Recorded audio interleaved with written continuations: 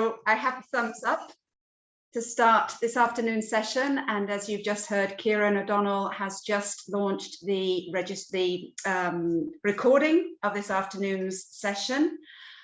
So a warm welcome to everybody joining us for this afternoon's session on a way forward towards family-based care for all children. We're delighted to have you with us when we will be presenting the outcomes and results of a technical assistance support that we've been offering with members in Greece and in Turkey, thanks to the support of Martin James Foundation, who are also with us this afternoon and will give some closing remarks to our seminar. So this work is very much a continuation of Eurochild's effort over the last decade or so, which is to support child protection reforms all over Europe and support the transition from institutional to more family care and community-based care. And we really got this started back in 2008, where many of the members of Eurochild set up the thematic working group on children in alternative care.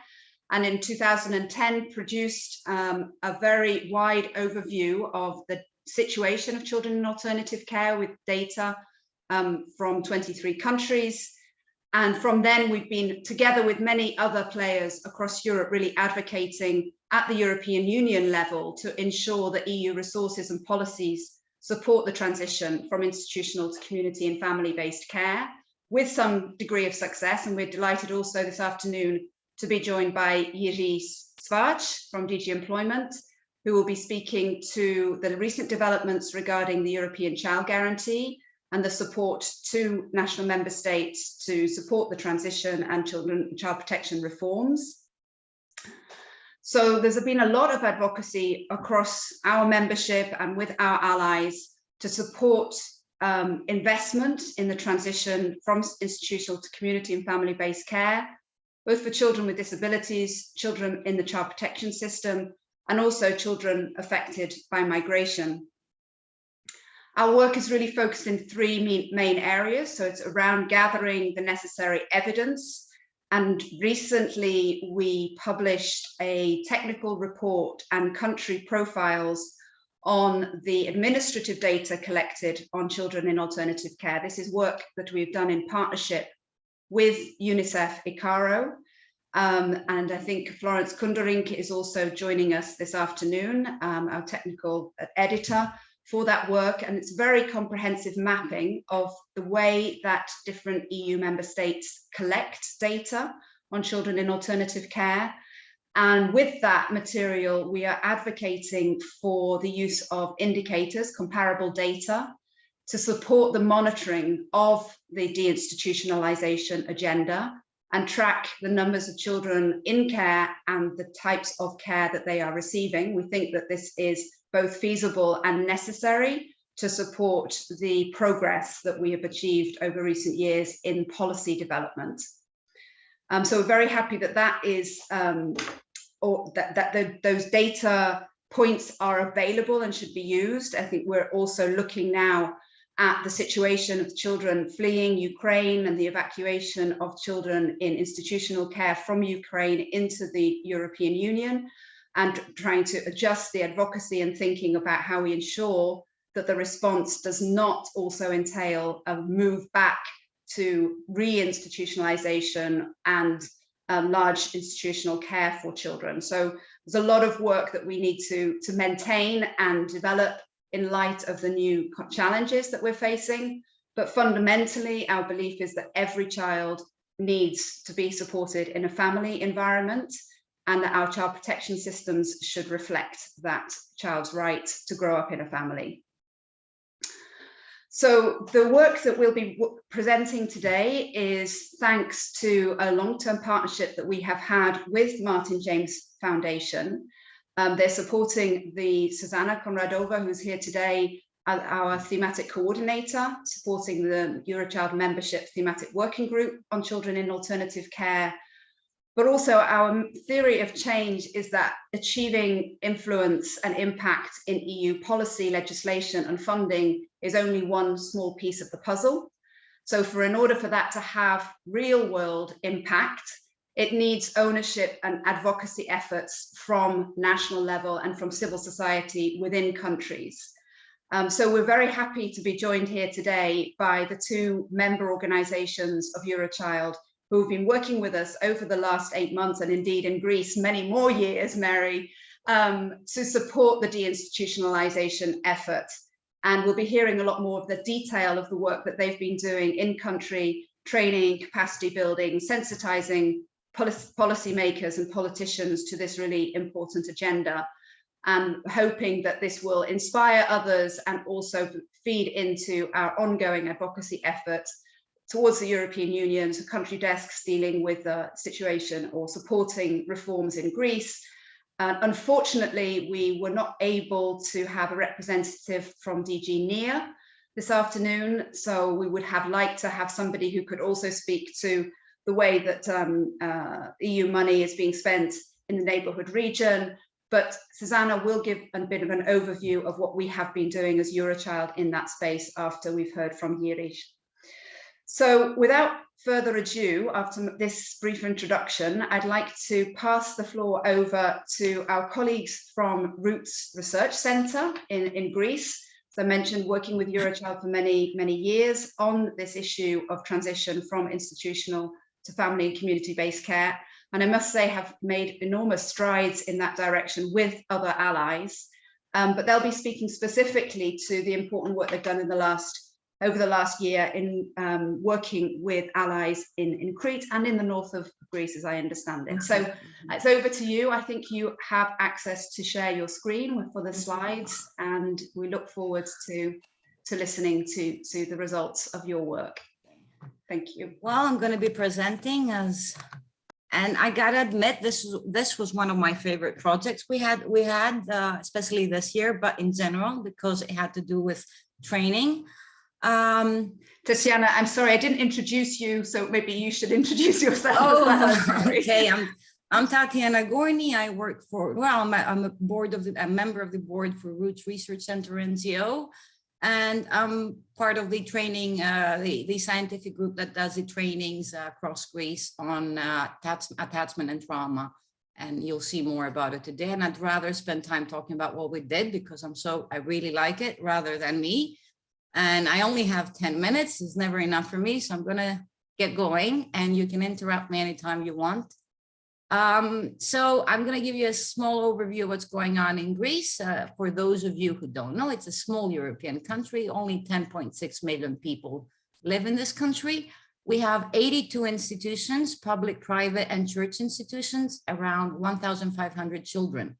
What's interesting is that out of these children, only 73 children are eligible for adoption, of whom 70 are over 6. And in Greece, we have around 2,332 applications for adoption. And most of them... Diana, can you change the slide? We're still on the title slide at the moment. Okay, did it change now? No, it didn't change? It's not moving. Give me a second because I think it has to do with my word. There it's changed. We're now on slide 3. No, you're not. Give me 1 second. I think it has to do with, there we go. 1 second.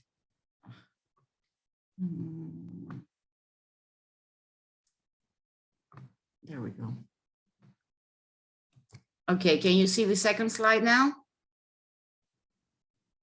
No, it's still the title slide. Okay, so we're gonna go. If you'd like, Tatiana, I can also share the screen. Oh, could you please? But not the first slide because you have the wrong logo on.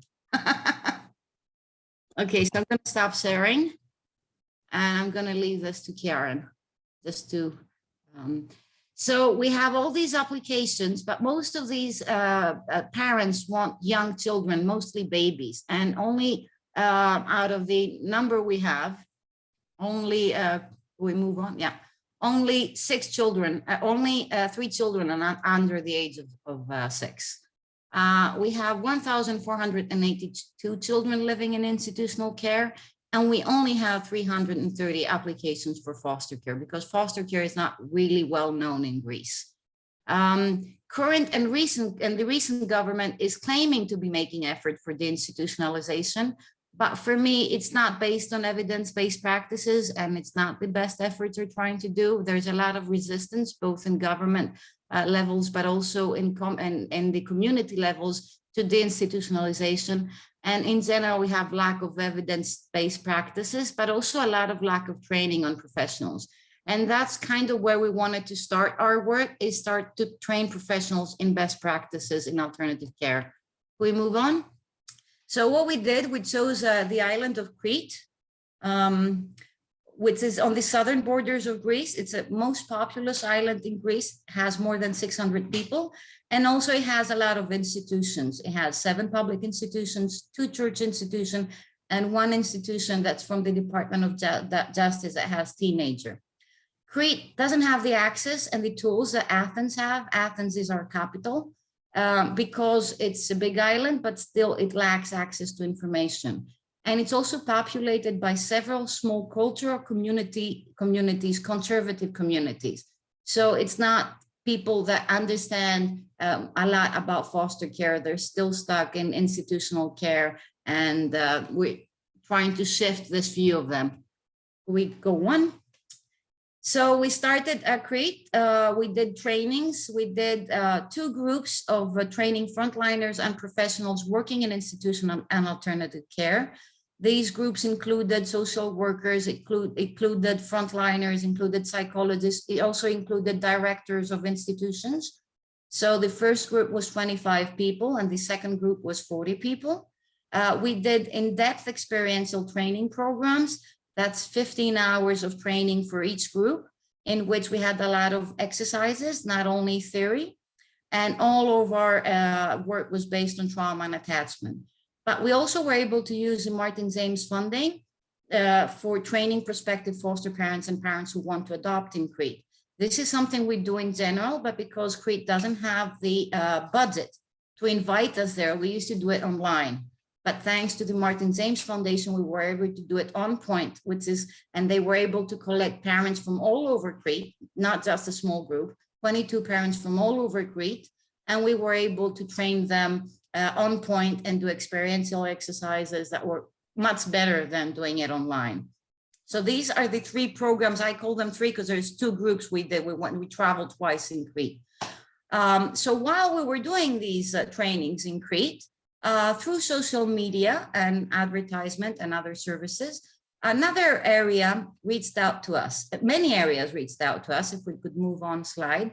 A lot of people, a lot of agencies called us and asked us about our trainings. So we were able, thanks to our work in Crete, spread the word of trauma and attachment, trauma-informed and attachment-aware care across Greece. So we did a couple of trainings in Athens and Piraeus, which is the center of Greece. But also we were approached by an area in Florina, which is on the other side of Greece. And they asked us for training there. And we used some of the Martin James funding to travel there because it's a big travel to go there. Could you move the slide so you can see where in Greece? So we really traveled all across Greece to move this message along about trauma-informed and attachment-aware care. So if we could move on, this 4th project in Florina, just a few words about that. Florina, again, is an isolated area. It only has 1 residential care, but we had 34 frontliners and professionals that joined the training that came from other districts in the near neighborhood. And these were all workers, professionals, and frontliners who make decisions for children or that care for children. And what was interesting, and they told us they had not received any training when it came to children. So this was their first training, and we weren't expecting much, but they were really excited, and we were really excited to be there. And there was also a foster parent that attended that had never received any training. So we also traveled to Florina. So let's go on. So why have we chose to do trainings on trauma-informed and attachment-aware care? Because for me, it's very important to understand children's needs, to understand how trauma works with children. most children receiving child protection services are either traumatized or in danger of being traumatized within the system. For me, professional and caregivers that have a deeper understandings of the effects of trauma and attachment in children's behavior are more likely to make decisions that are in the best interest of the child. In addition, for me, attachment and trauma set strong foundation for deinstitutionalization, because it's not about just closing institutions, it's about implementing best practices in alternative care. If we don't implement best practices, we're going to fail in alternative care. And for me, the ground for that is explaining how trauma works and how attachment works, and what does it mean to create therapeutic relationships with these children. So that's the reasons why I have a picture here of how professionals, we have, we had a circle in which we could do exercises and talk, and they did drawings. And for me, we could move on slides. It's not just about providing theory. Experiential training is very important, because theory gives you an academic view. It does not provide understanding. It does not provide the experience you need to actually implement what you learn. So for me, experiential training, the idea that I was able to do this on point, I realized how much more my participant gained from it. They were able to check the way they relate to others, but they were able also to deal with the prejudice they have, because everybody has prejudice, right? We all might be a bit racist, but when it comes to our work, we have to be able to set aside our prejudice. And this was very important in areas like Crete and Florida, which they're isolated and they have a lot of prejudice when they come to deciding for parent making. So for example, I had a professional who's been working in institutional care for many years, and he was under the impression that gay people make gay kids. So why should we give gay people children for adoption or foster care? So we kind of triggered that, and we discussed about all this, and we were able to change that. Same thing works for parents. Experiential training is very important. So let's move on, because as I said, what more do we need? So for me, we had a lot of positive feedback from participants, but for me, 15 hours of training is not enough.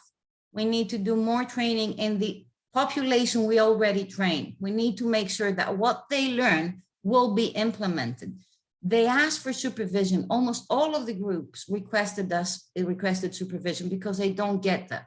They need somebody to talk with about their cases. They need an outside look. So supervision, ongoing training can lead to effective alternative care, because this image of knowledge versus experience for me is very important. It's not just about explaining how things work. It's making this into experience. So 15 hours for me is not enough. I'm dreaming of a 200 hours program for professionals and parents, okay? But that's my dream. We need to make sure that everybody is supporting evidence-based practices in alternative care. This way, what we build will last, and it won't be another example of failed foster care in Greece. Will be an example of successful foster care in Greece. What more do we need? Second slide. We need projects for teenagers and youth care leavers. This was a big need that came up. We need to be able to support teenagers in care and youth care leavers, both in Crete, but also in Florida. So we have asked for a project increase for 3 years project for housing and support for young people leaving care in Greece. This is very important. But we also right now are providing, we think it's necessary to provide stable counseling service for teenagers and young people. We are doing this right now for two young girls. We want to do it for more people, but we don't have the funding to do that. Because what happens is they change institutions, they change therapists. They need to have one person that will follow them even when they leave institution. So what I applied for these two girls is I'm going to be by their side, whether they leave institutional care, whether they enter foster care, whether they become independent in the community. I'm going to be there for them for a couple of years. It's not counseling for 6 months and then we're over. It's not enough for these kids. Florida also requested the same thing. They have the housing. What they don't have is tools, and what they don't have is skilled professionals to support such projects for youth care leavers. So we do hope to be able to help them in the future as well. So if we go to the final slide, I believe, advocacy. So for me, promoting trauma, aware, and attachment informed care is advocating for deinstitutionalization. Because if you explain what trauma and attachment does, nobody will support institutional care, okay? Because then you understand why we need families. Trainings for professionals are very important, similarly to parents. In Greece, we do a lot of trainings with Roots for professional and parents. What we also do is we have a lot of practitioners that come out of like New York College or Walton University. They come to us for their practice. And what I do is not make them work. I don't care if they work for me. What I want them is to take the message that we're passing on. So when they go out in the community and they start working, they got the real foundation. So it's not about practitioners coming to me to offer their work. It's mostly coming to me to be able to pass on the message when they do go out to work. And we also promote the need for foster care, and most importantly in Greece, foster care for children with disabilities. That's really necessary in Greece. We also collaborate with other scientific committees that promote evidence-based practices. We have a collaboration with the University of West Africa.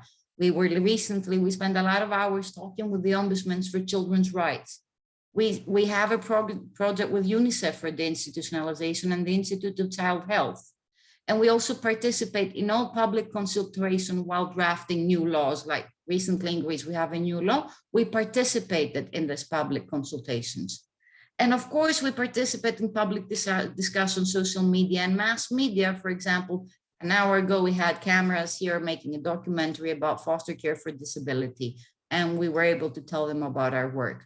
So this is the way we advocate for deinstitutionalization. We start from the ground, from the basis, which for me is trauma and attachment, and then we move on to standards in alternative care. Then they can understand the standards in alternative care. So I hope I haven't overexceeded my time. Thank you very much, Tatiana. So much, yeah. I'm open to questions. So that was very, very clear and very impressive work. And I'm sure that participants here would have questions and comments. So I encourage everybody to maybe put a question or comment in the chat. I think we will move straight into the presentation also from Romesa. To hear what they have been doing in Turkey, and then we'll have some time before we go into the second session on the EU policies for questions and answers.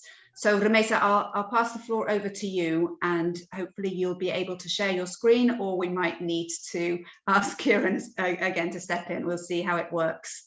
Over to you. Okay, thank you so much. I'm just going to share it. Just a minute. Okay, welcome everyone. I'm very excited. So I hope I can manage, to explain what I want to say. Our project name is Empowerment Family-Based Care in Turkey. And before the project, I would like to talk about a little bit Hayat Sende, because I assume most of the people heard just now. We are in Turkey, the capital of Turkey, in Ankara, and our foundation, our association was founded by a group of idealist caregivers in 2007. Our target group is children and youth in state protection care or caregivers. We have some main strategies like to increase human resources quality of children and youth under legal state protection, to integrate them into life with equal and strong footing, to combat negative discrimination, to defend the children's rights via lobbying and advocacy efforts. And we had many awards with that, including Ashoka Foundation. And we have many projects, but these projects, includes empowerment, monitoring the system, empowerment of the caregivers, professionals, and the empowerment of the system also raising awareness of the society, and also raising awareness within the target group, and advocacy and providing services to our target group, which means children and youth under state protection. Before the project, why we needed empowerment of family-based care in Turkey, I would like to talk about a little bit. I would like to talk about our child care system. Approximately 2200 children, 1,000 children under care in Turkey, and 14,000 children in institutional care, which name is child homes, and 8,000 in foster care, which means, as you know, foster families. And until now, 18,000 children were adopted in Turkey. In the last 10 years, Turkey has made a really good progress in the terms of family-based care. However, 2/3 of the children are still in institutional care, child homes. And we observed some barriers to why we are not, having more foster parents or adopted families. We realized there are some barriers to fostering and adoption, which these are lack of knowledge. What's the difference between foster parenting and adopting? Because it's important to people have some prejudice against or fears against these two systems. So when they don't know the difference, then they may hesitate to apply to these models. And also some negative experience in the foster family and adoption process frighten the society. And we realize it's happening because of first, they don't know the difference between the system, and they are applying the wrong system. According to them, they have maybe they are fit for foster parenting, but they are applying for adoption, and the end of the day they are having some negative experience, and it affects the other candidates in the society. With this project, we aim to better understand family-based care models, what's the difference, and fight against the prejudice, like if the family-based care for adoption or foster parents are forbidden in the religion, or can biological family can see the child or something like this. That there are many thoughts and fears we discussed during our training sessions. With the project, we provided 20 training sessions. These training sessions, we introduce the systems, we talk about the prejudice, we talk about what's wrong known in the society, and we reached 482 foster family and adoption candidates. And we discussed also their experience, because some of them were already foster parents or adopted families, or some of them were applied and they were waiting for the results. So we discussed their also experience. And during this program, we also provided one-to-one psychosocial support to 30 families. They were 30 families means children and the parents. We realized people have some hesitations to apply for the psychosocial support, and this was some of the challenges during this project, because we were expecting many application. We were thinking everyone would like to have a psychosocial support, but no, people were sharing their experience during the sessions. They were talking about their emotions or something, but when we offer a psychosocial support for them or for their children, they didn't accept, most of them, except for only children, not for themselves. So it was a little bit unexpected result.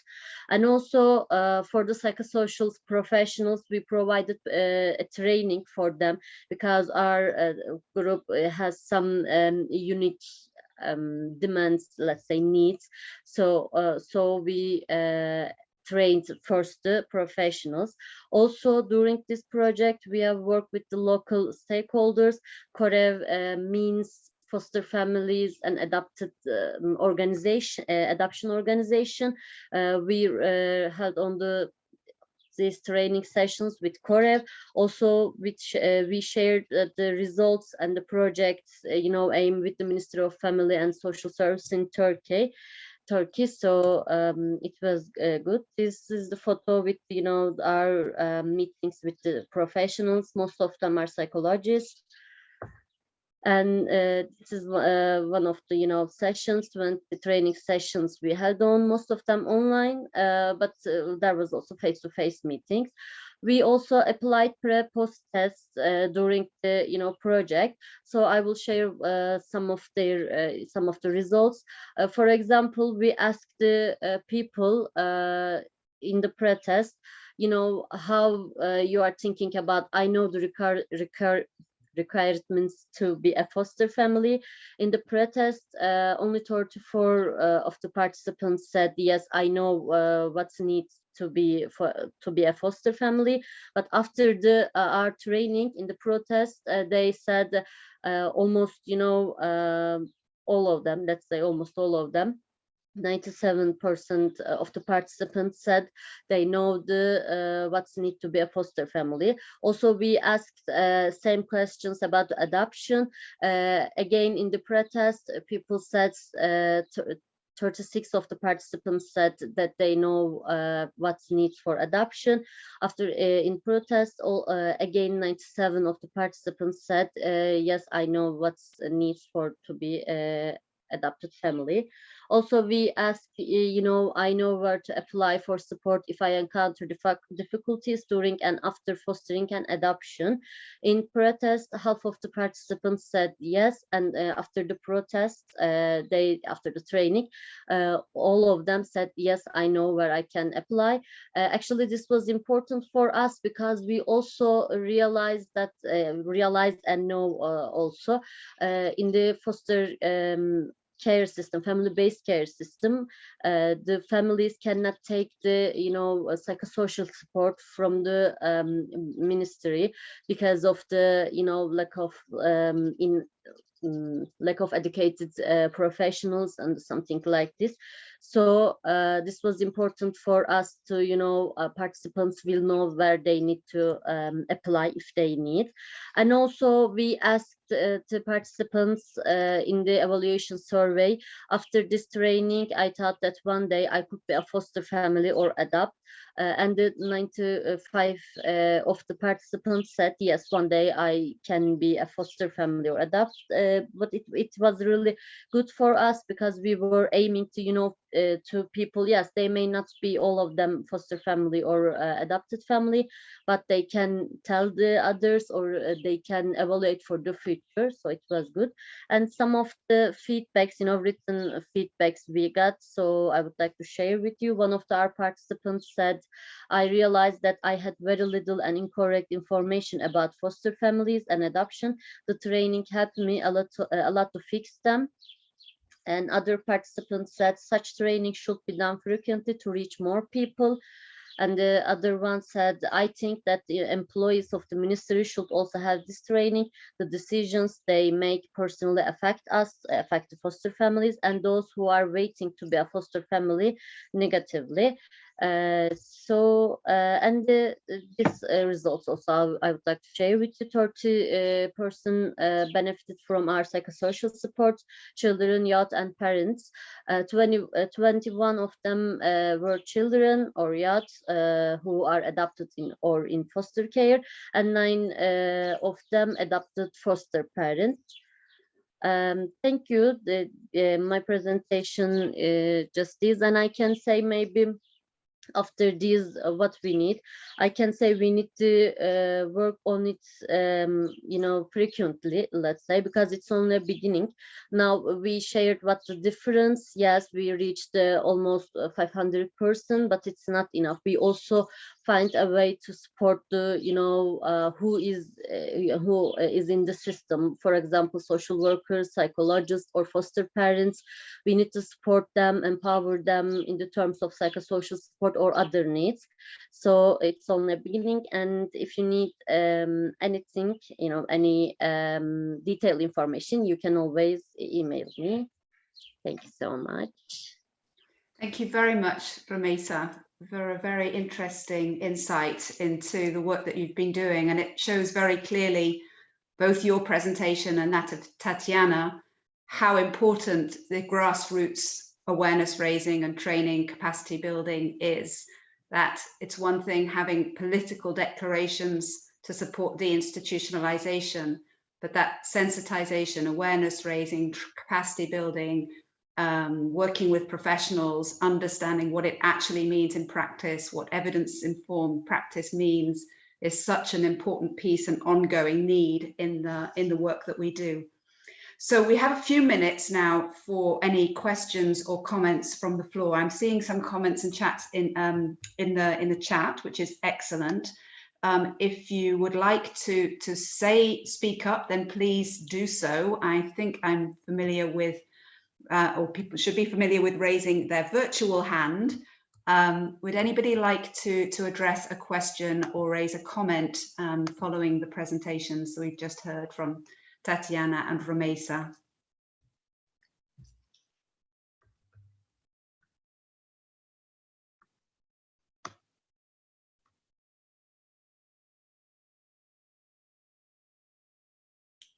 If not, maybe I will pick on one who's made a comment in the chat.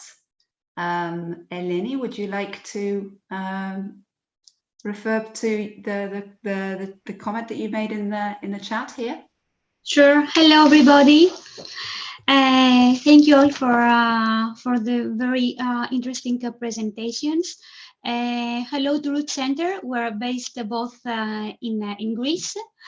My colleague Sophia and me were representing ALMA today. We work for children with autism. We agree that training is the most important in foster care to professionals and to parents. Actually, I think that the training is very, very important, of course, for the attachment theory, but also it's a very, very important point to raise awareness about what is mental disabilities, what is autism, because many parents are afraid of adopting, a child with mental disabilities or with autism. So it's a very nice opportunity to, during the trainings, to raise also the difference. And we're very, very happy if we can collaborate further with this. Thank you very much, Eleni. And it's good that there's a real momentum of grassroots organizations, civil society collaborating to put the pressure also on government. Yuri, you have If I may, hand up, so Jana, maybe you'd like to speak already before your presentation. Yes, thanks, Jana.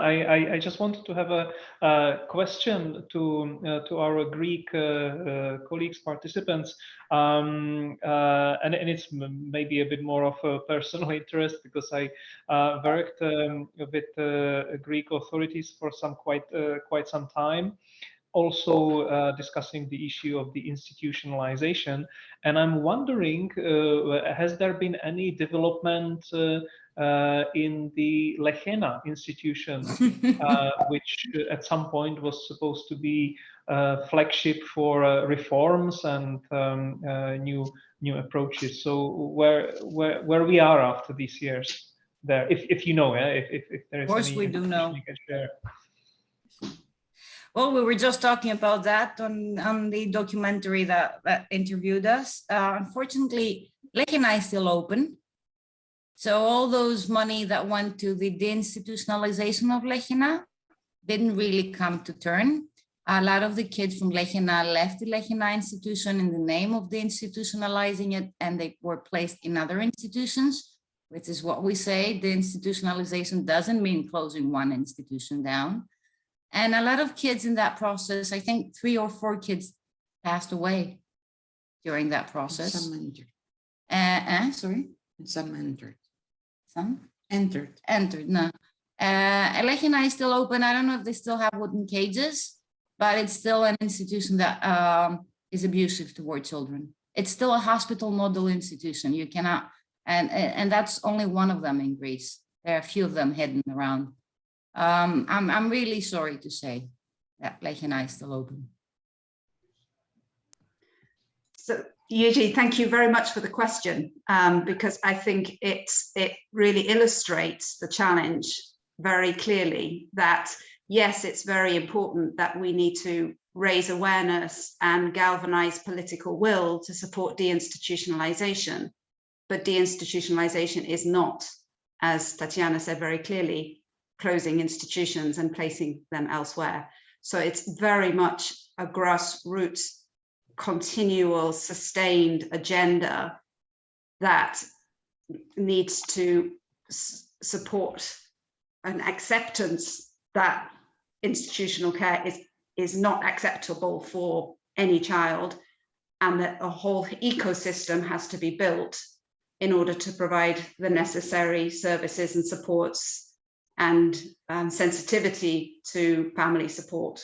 So it seems a little bit of a depressing story, but nonetheless, it's very important to be told.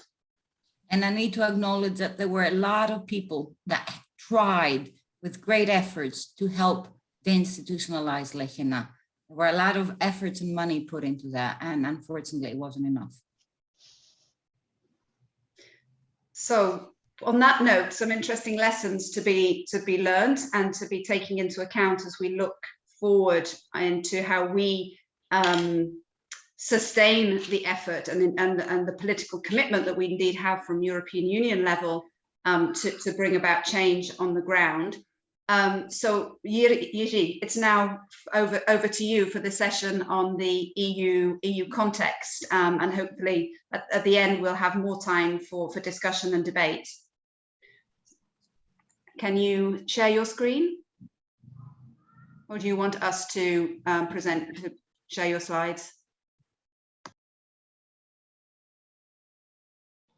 Yes, thanks. I'm just struggling with the right buttons, and let me see if I manage.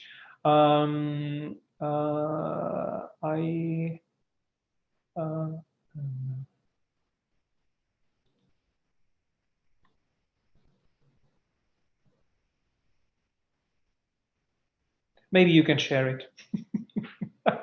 That would be easier.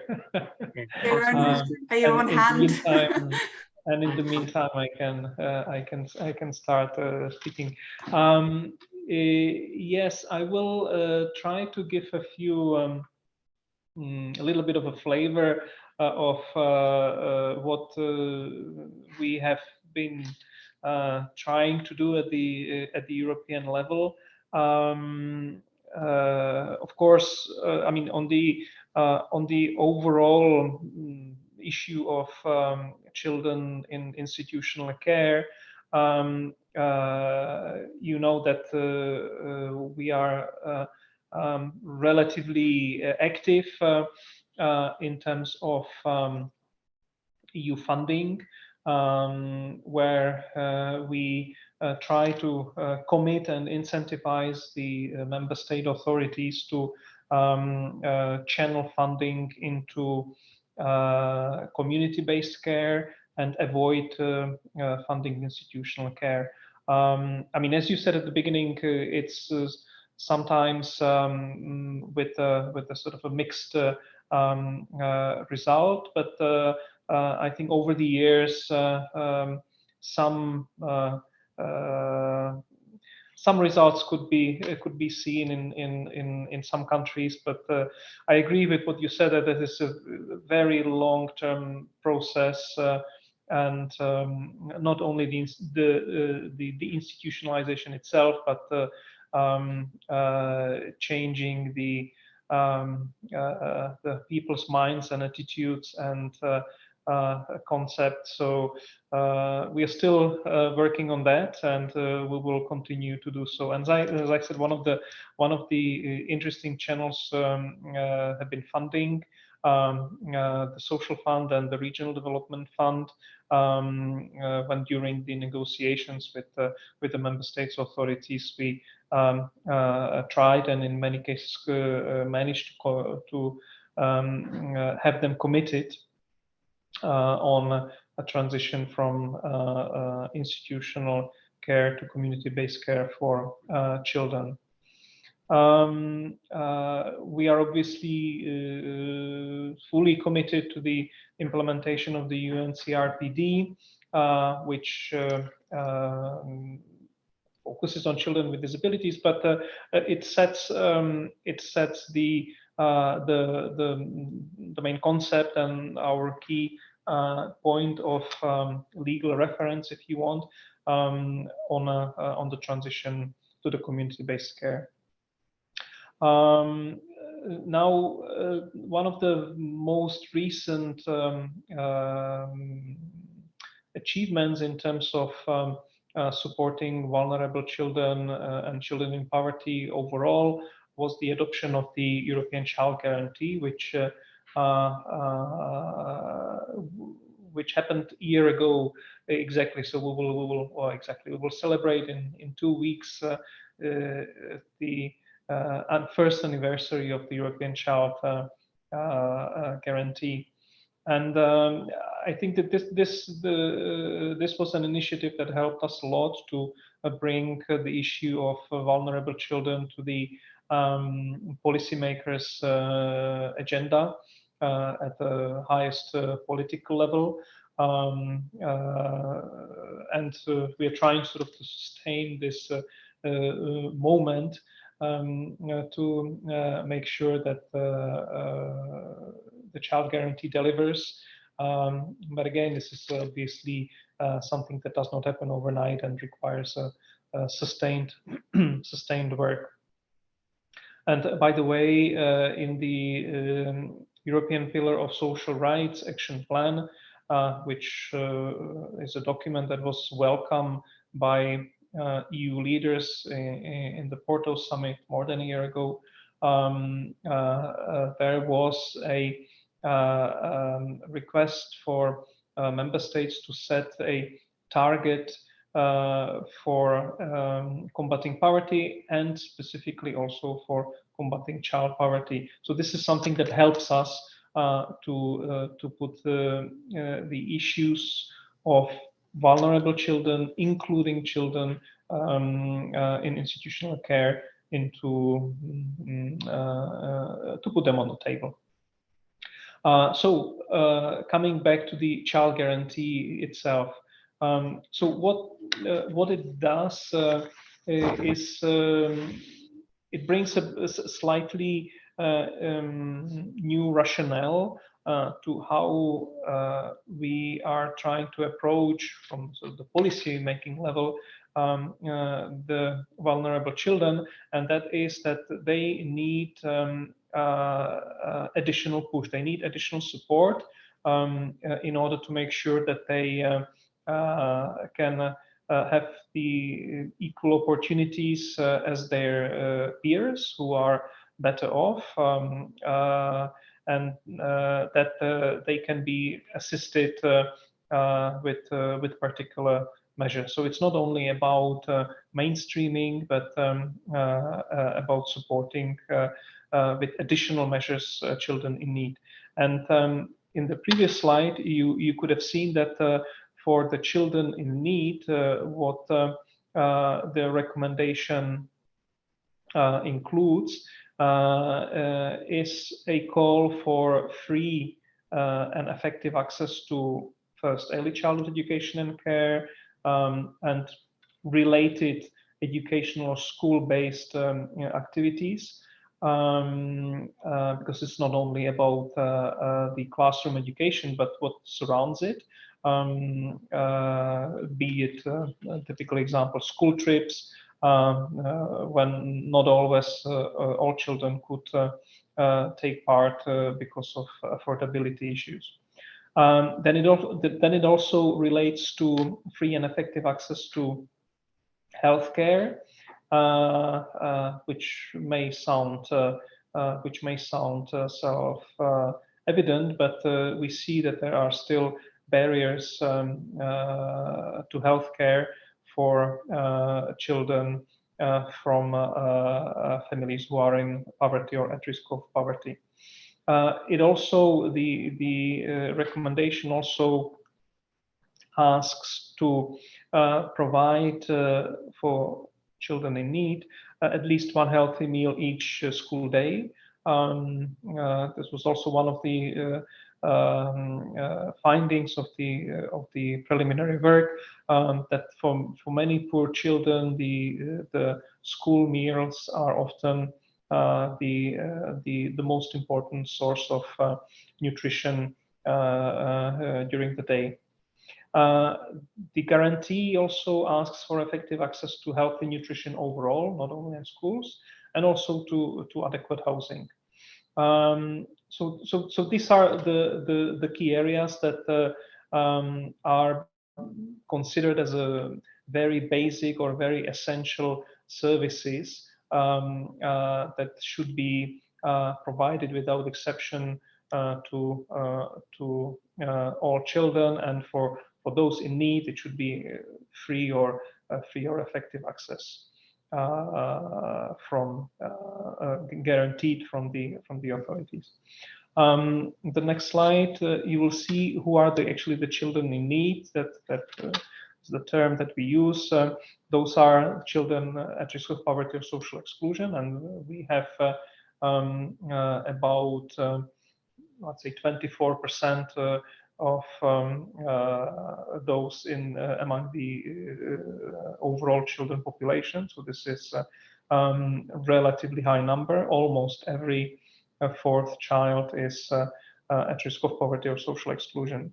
What is also flagged in the recommendation is that children in alternative and especially institutional care should be especially taken into account. There are several such groups listed, and children in institutional care are one of those. So this is the focus we wanted to give in this recommendation. On the next slide, you will see the overall number that I mentioned in terms of child poverty. This is still something that we are and will be concerned with, and we hope that the child guarantee and the overall anti-poverty measures will manage to contain and bring down these levels fast. Coming back to the child guarantee recommendation, the next slide displays the recommendation that relates to children in institution, and this is an article that was not easy to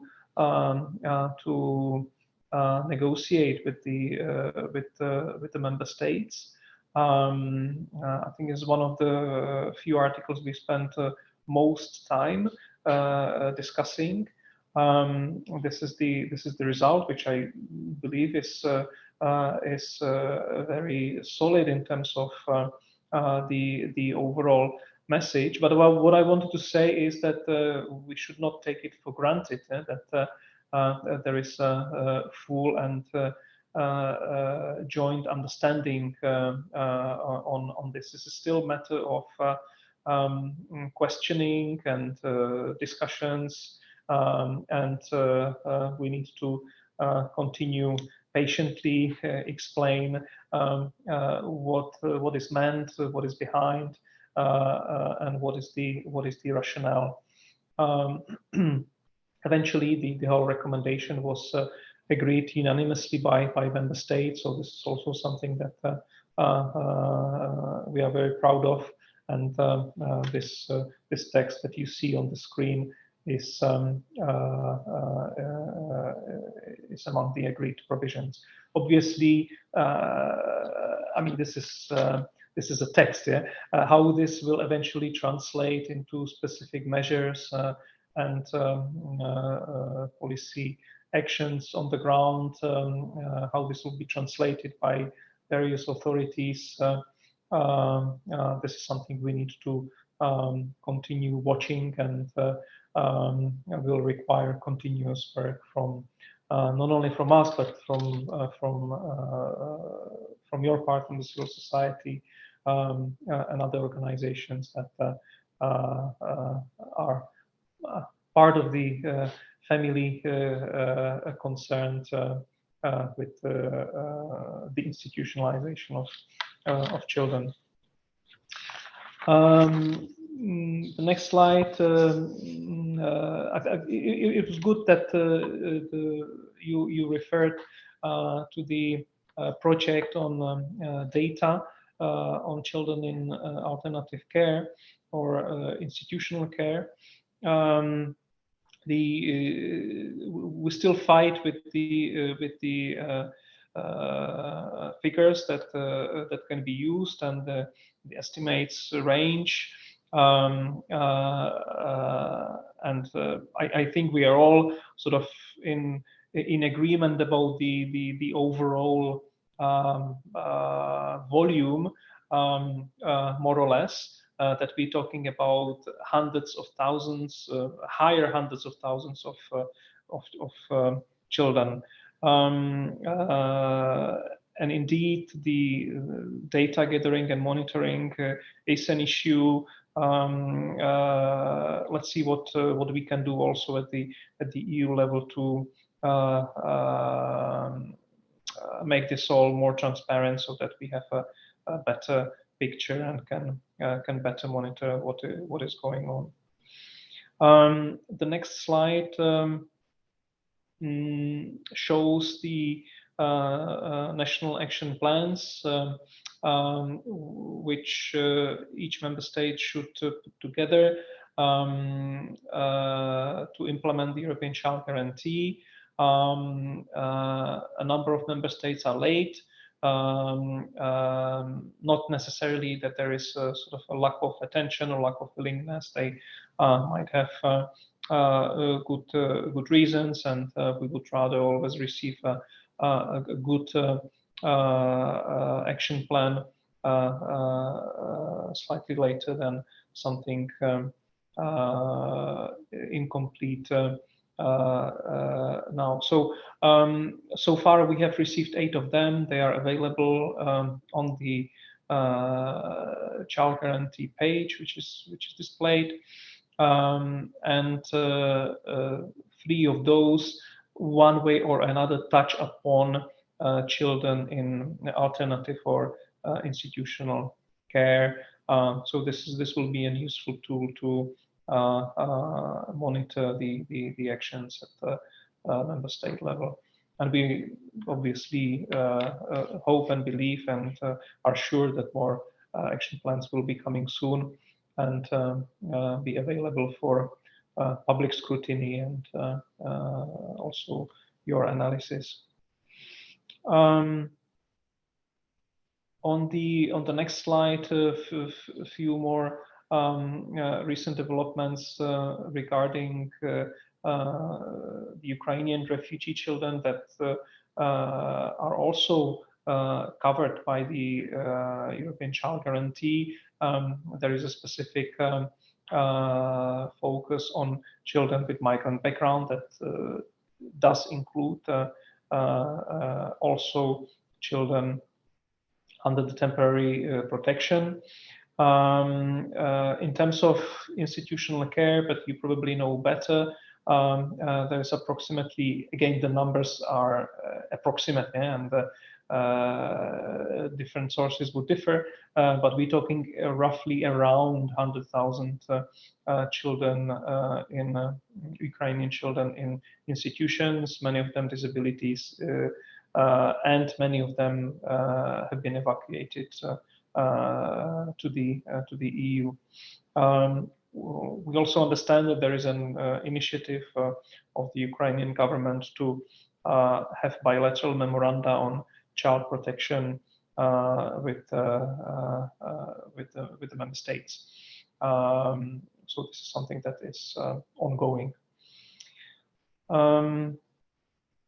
Next steps, that's the last slide I wanted to show.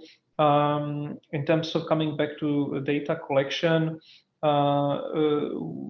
will continue based on the coming national action plans to work on the EU level monitoring framework for child guarantee recommendation.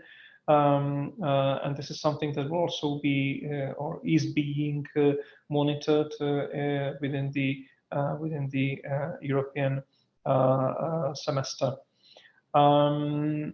There's also a plan or requirement for us to review the overall progress of the implementation of the guarantee in 2026.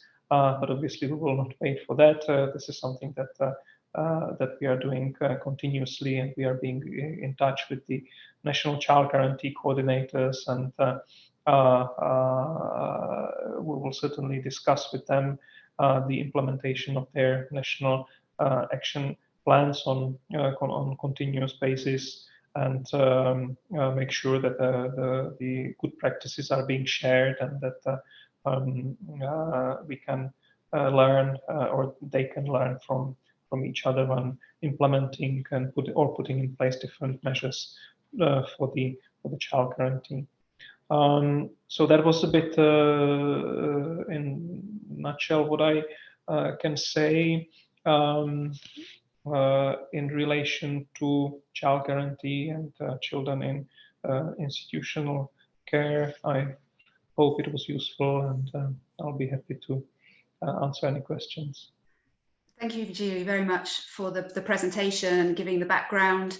Very important initiative in the context of prevention of children entering child protection and the alternative care system. And we, as the wider community, very much celebrated its adoption just over a year ago.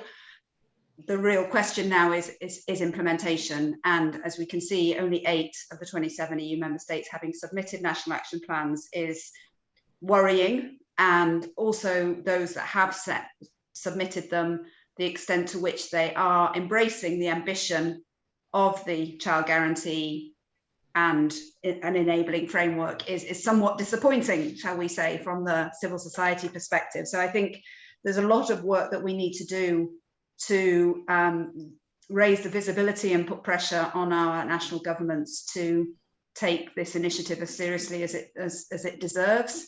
I know some have delayed the process because of the need to accommodate the impact of the Ukrainian war, but we are very concerned that it delays in a way that does not maintain momentum and also ensures best use of EU resources to implement the child guarantee. So it's quite a lot to consider and put pressure on national governments. Particularly welcome that you reference the indicators and the monitoring framework. In fact, the Italian National Action Plan does refer to indicators collected through the Data Care project that we developed with the UNICEF ICARO. And we really hope that that material is going to be of value as member states develop national action plans, and that indeed influences the overall EU monitoring framework. So we understand this is also being taken on board in some of the national action plans developed in Portugal, Romania, France, Ireland. Very important for us just to have a proxy to monitor progress in this area so that we can keep pressure on. And it's not only the what we call the AROPI indicator, the indicator on child poverty, but it's a wider range of indicators, including children in care. I'm looking to see if there are any questions or hands up, hands raised, comments in the chat box. Not at the moment. So I'm going to pass the floor to Susanna, who will talk briefly on the work that we're doing to influence or to advocate on this issue in relation to the pre-accession neighbouring region, also linking to our presentation from our colleagues in Turkey. And then we'll have short time for question and answers again before we go to the last presentation from Alsa from Martin James Foundation. Susanna, over to you. Thank you, Jana. I will also share my screen. Just a second.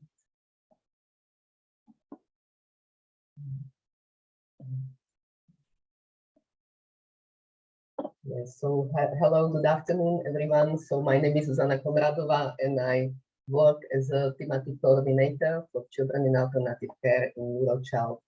And I also had the pleasure and worked together with our colleagues from Greece and Turkey on technical assistance in the field of deinstitutionalization. In my presentation, I would like to touch upon how we work with different stakeholders and how we support our members in Eurochild to achieve the desired change. So in Eurochild in 2022, we have currently 190 members. As you can see, those members are from 36 countries, from all EU, 27 countries, and plus from Albania, Bosnia-Herzegovina, North Macedonia, Kosovo, Serbia, Switzerland, Turkey, Ukraine, and the United Kingdom.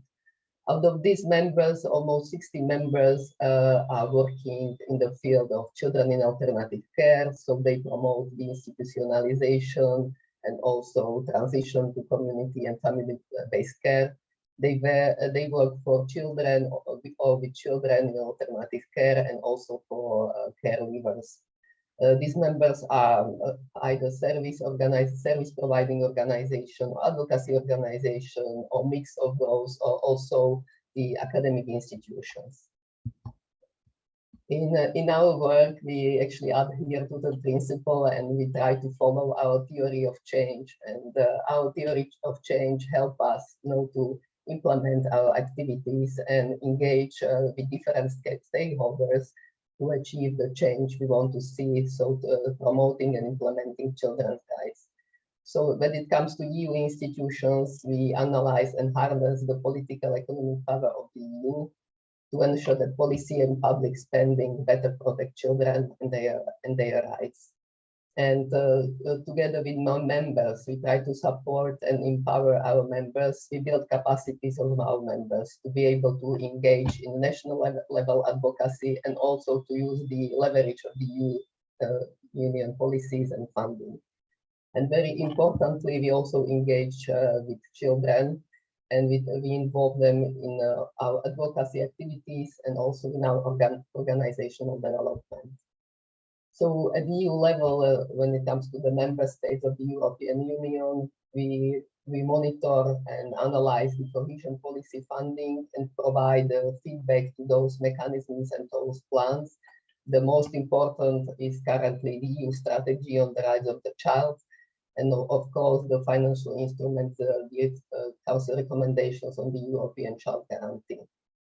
At the EU, we also cooperate with different stakeholders and EU networks in the framework of the European Expert Group on transitions from institutional to community-based care to really shape all these mechanisms to be influenced by input from the national level. This year, we also, last year and this year, we published the country-specific report to shape the actually national action plans of the European Child Guarantee to help to end child poverty and also to reform the child protection system. So these country reports also include the Greece country report that we developed in cooperation also with the Root Research Center. There we voiced the gaps in the system and also recommendations. We were also informed that the child guarantee implementation is done in cooperation with UNICEF in Greece, and Roots, as they informed, they also want to deploy the project for care leavers, support for care leavers, and the semi-independent living for care leavers. We also try to use the outcomes from our projects on monitoring and analysis of child protection systems in Europe. We recommended 4 main indicators for monitoring and evaluation to monitor progress on the institutionalization across the European Union. We would like to see these indicators in national action plans of European Child Guarantee in as many national action plans as possible. And also, we also try to shape, together with other partners in this European expert group, to shape also other funding, such as the recovery facility, and we provided our input to the spring package of the European semester. There's also recommendations about the institutionalization and better care for children, but also adults. When it comes to the countries that are outside of the European Union, our main principle is the EU strategy on the rights of the child, and one of the pillars is supporting the actions, protecting and empowering children globally, including during the crisis and conflict. Funding instrument here is the IPA3 instrument that also includes the measure to promote transition from institutional to community-based care, and also fostering social inclusions and equal opportunities. So we try to also shape these processes, but by participating in consultations. This year we provided timely input. It was in April to the consultation process of 2022 enlargement package. And we received the information from Serbia and also from our Turkish member, Hayat Sende Youth Association. There we highlight the situation of children, the gaps in the system, and also the recommendations they propose. Thank you very much. I'll stop. Thank you very much for listening to me. And actually, I have a question for colleagues from the Commission. So as we heard that the Child Guarantee National Action Plans are living documents. So how would you foresee the involvement of the civil society organization in their shape and also in implementing of those action plans? Thank you very much. Thank you, Susanna, and thanks for leading then the starting that discussion and dialogue with Yiji as you're with us this afternoon. What are the plans for maintaining these national action plans as living documents and maintaining pressure for their development and implementation and monitoring? Yeah. I mean, we intend to have regular meetings with the child guarantee coordinators. We don't have any specific views on the format of the. Yeah, am I being heard? Yeah. Okay. Sorry. Yeah.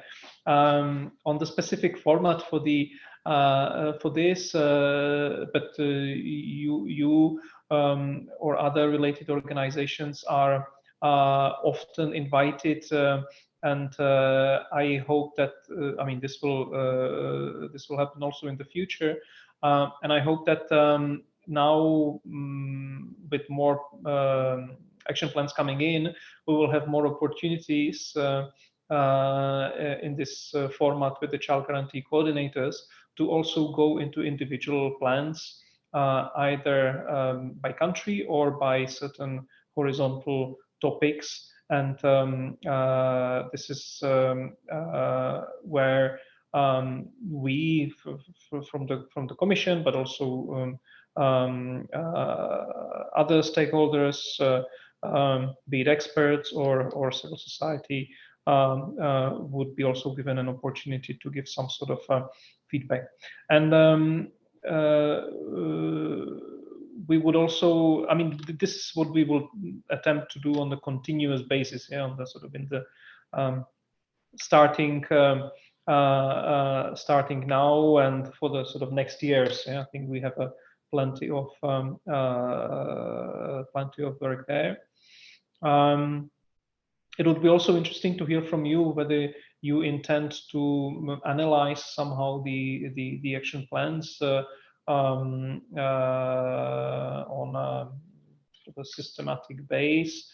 I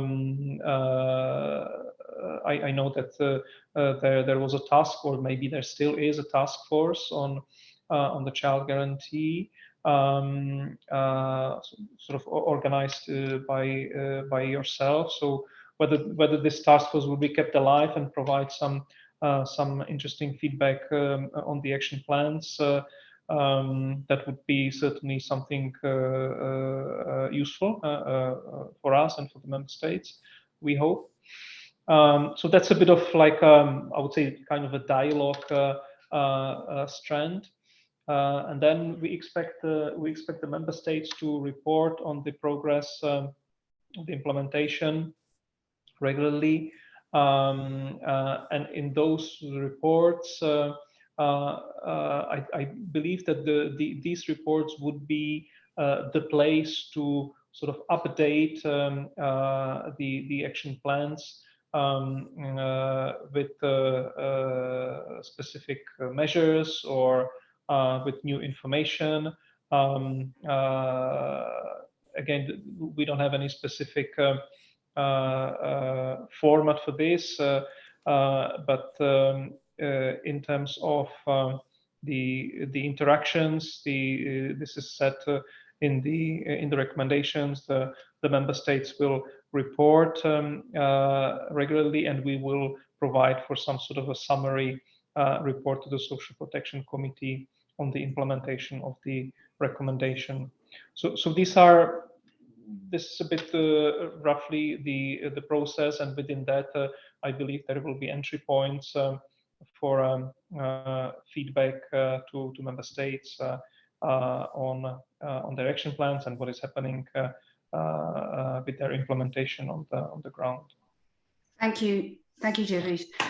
We're actually running out of time, and I want to give the last 10 minutes word to Ailsa, who's joined us from the Martin James Foundation, but also just to acknowledge from our colleague from DG Employment, Greek desk, I think, is also in the webinar this afternoon. And would you like briefly to just speak to the comment that you put in the chat box there?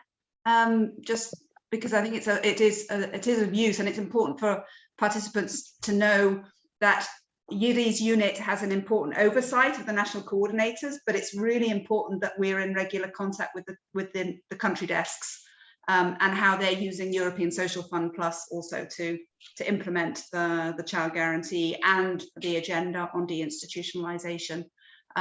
So would the colleague, yes, welcome. I also just want to congratulate both the Roots organization and the Hayat Institute. I think they're doing wonderful work.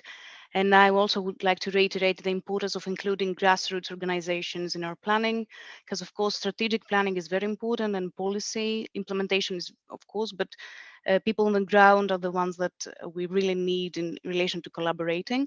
My comment is actually from Greece's National Action Plan on Disability. They have included that information in relation to Lehena. The seeds, the supporting living facilities are included also within the 13 regional programs. They are, which are supported by the ESF and the RRP, and also in relation to children, to the support of children with disabilities. And I would just like to say that in relation to Lehena, they have included information that till December 2021, those 2 seats were ready, and now the process of being operational with new personnel is underway. That's just the comment and the information we have from the member state. So indeed, more encouraging news from our Greek desk there, and thank you for being with us this afternoon and for understanding how important it is to maintain grassroots engagement and support, and technical assistance for civil society to engage with these processes is really an important part of maintaining the pressure and keeping evidence-informed policy changes. So with the time running on, I'd like now to pass the floor to Ailsa. As you've heard throughout this afternoon session, we couldn't have done this work without the support of Martin James Foundation, albeit as a co-funder for our operating grant with the European Commission and supporting the implementation of the child guarantee. But I'd like to pass the floor over now to Ailsa, if you're with us this afternoon. Yeah, you're now co-hosted. Great, good to see you. Hello, good afternoon, everybody. Yes, my name's Ailsa Laxton. I'm the charity manager at Martin James Foundation in the UK. I'd like to start by thanking you for the opportunity to join the event today, and indeed for enabling the connection between us and these key national partners in Greece and Turkey who are working on generating that real world impact that you spoke about, that we are all seeking to realize towards the goal of deinstitutionalization. We're highly impressed with the work that has been achieved through this project and look forward to seeing more from both of these organizations. The Martin James Foundation, for those of you who don't know us, we're a global network of organizations working in alternative care for children. We believe that families should grow up in, children should grow up in families, not in orphanages, and we're working to deliver, influence, and invest in work around the world to make this a reality. Our foundation includes independent fostering agencies in Australia, Canada, Japan, and New Zealand. support to foster carers in the UK, and projects that contribute to global efforts in deinstitutionalization. We are pleased to have supported Eurochild's efforts to end institutional care and reform child welfare and protection systems across Europe for the past 3 years, including the technical assistance work that we've heard about today. I was asked to speak today a little bit about how cooperation of different stakeholders can enable positive child protection reforms towards the goal of deinstitutionalization. Beyond our work with Eurochild, the majority of what we do is in Asia and Africa, where orphanages can represent a colonial legacy often sustained by realms of well-intentioned donors in more privileged countries. There was a recent study commissioned by Faith to Action in the US demonstrating that US Christians alone give $2.5 billion every year to residential care around the world. Another key challenge is the orphanage trafficking that has become prevalent in some countries, particularly in those with a significant tourism industry.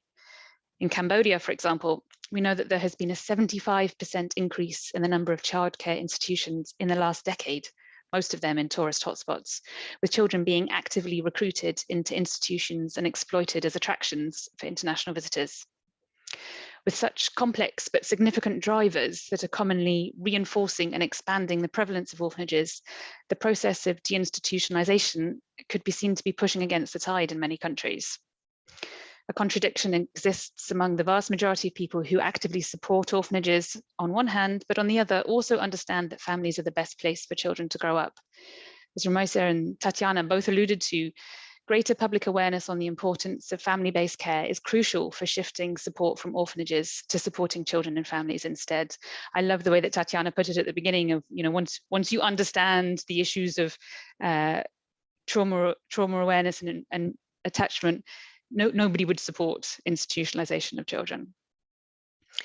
And without this increasing understanding, the buy-in and the support from stakeholders at all stages of the process, policymakers, donors, ministry officials, judges, social workers, community members and families, global deinstitutionalization of children simply cannot and will not happen. The cooperation and partnership are vital. It's so encouraging to see the strong cooperation and information sharing between stakeholders today. We've heard from our partners how cultural differences and religion can shape child protection systems.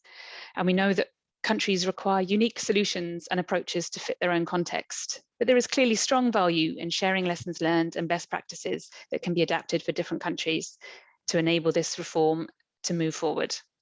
The sharing and implementation of best practice in alternative care that Tatiana stated is so important. At MGF, our approach combines funding for organizations looking to progress this work in their countries, as well as technical assistance and peer exchange that brings together colleagues from organizations within our foundation, as well as those we invest in around the world. For example, collaboration between our social workers delivering foster care in New Zealand and those we are working with in Indonesia at an organization called Harum Family Centre, who are in the early stages of developing a model of culturally appropriate foster care. Has enabled shared learning, case reflections, and strengthened knowledge in both organizations. The same team in Indonesia are in turn collaborating with government officials to secure local, regional, and national approval to deliver foster care, and using media such as local radio and newspapers to raise awareness among the community about foster care and how it relates to traditional forms of community-based care. In other work, we are convening a series of webinars that bring together key stakeholders around the world who are working on various aspects of foster care. By the end of the series, we will have heard presentations from foster carers in South Africa, an organisation supporting asylum or sanctuary seeking young people in Malaysia, those working with and advocating on behalf of birth parents, care leavers in Latin America, government officials in Uganda, as well as inputs from more than 100 people who've actively attended and participated in these sessions. These voices and perspectives will be used to develop a thematic briefing paper on foster care that organisations can use as a tool when working with governments to reform child protection systems and bring about deinstitutionalisation in their countries. Anyone here today who would like to join these conversations would be most welcome. Details are available on our social media channels, or please reach out to us directly to find out more. These are just a couple of examples of how we have learned that collaboration and cooperation between stakeholders not just contributes to enabling positive child protection reforms, but is entirely vital and necessary. Wherever system change is required, partnerships can bring together multiple stakeholders, providing necessary support for collaboration and building new functioning, sustainable systems. As with any team, large or small, all those working towards this shared goal bring different skills, lessons learned from things that could have gone better that can be shared to enable others to avoid the same issues, as well as lessons learned from the things that went brilliantly that others can benefit from. Crucially, we need to involve stakeholders from all angles. We need to listen to voices and perspectives from all those involved, listening to and amplifying the guidance of experts, that is, those people with lived experience of the systems we're seeking to reform, and understand the sometimes competing needs that factor into making progress towards a world without institutions a very difficult journey indeed. Again, I would like to thank all of those involved in this project for their efforts, the excellent work and the progress made. And we look forward to learning more about the work that you're doing and seeing where you go next. Thank you. Thank you very much, Ailsa. And it's very important for us to just hear from you how the problem is still big and still very prevalent all over the world. So whilst we in our community recognize that there is such a wide consensus on what is needed to end institutional care and why family community-based supports are so important, there's still a whole load of converting and mindset change and attitude change that is so needed. So really, I think the message that we have got to today is yes, that we have come a long way, but we still have a very long way to go, and really to acknowledge all of the work that's done at grassroots level in the communities, raising awareness, sensitizing the people who are working day in, day out with children on needs, the whole work on trauma-informed and awareness raising of attachment. I think there's just really keep on chipping away, and that's how important that support is for all our organizations working together on this agenda, and not lose sight of the bigger goal. So on that, I'd really like to thank our speakers today. Really, as has been said many times to our colleagues in Roots Research Centre and Hayat Sende, congratulations. Very, very important work and really important achievement. So we hope that this work will be sustained and will contribute to long-term effective changes in your countries. You can very much count on us as a community in Eurochild, and I think you've heard you can count on the European Commission's political support as well. So more information that we can get to them to apply pressure on national governments, the better as well. So we really hope that this work will continue to go from strength to strength.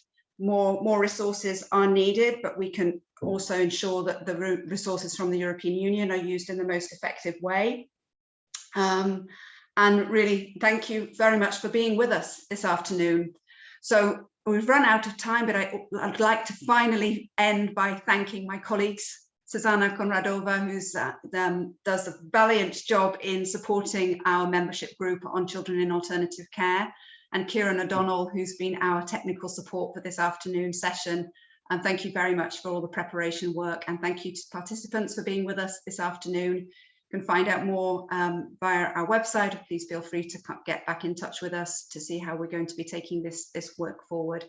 And thank you to Martin James and the European Commission for their support for this, enabling this work to happen. Have a great afternoon, everybody, and we hope to see you again soon.